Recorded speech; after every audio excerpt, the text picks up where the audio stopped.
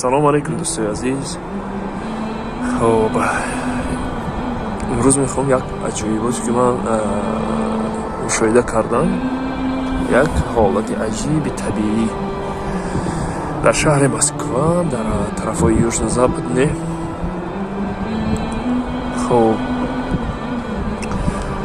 дар ҳамин тарафҳо бинед ки ман дидам ҳамин афтоб дар ин тараф мешинад ва 200-220 градус ин тараф ҷои намозхони, ин тарафи намозхони қибла, ин тараф воқеан як чизи аҷиб буд барои ман вақти фаҳмидам ки қибла ин тараф аст ва ҳудуди 200-220 градус баъд тоб мехӯрад, афтоб ин тараф мешавад, ғарб ин тараф мешавад.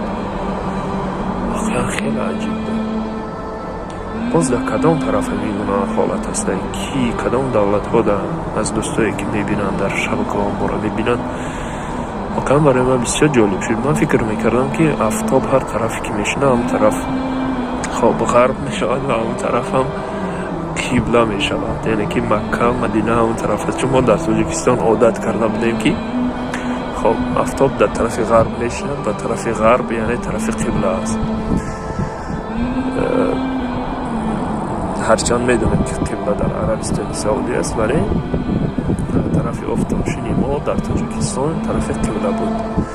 Инҷа тарафи офтобшин қибла нест, вале 200-220 градус ин тараф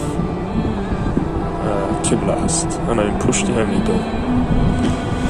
худо нигаҳбонтон бошад ва дуогӯ бошед.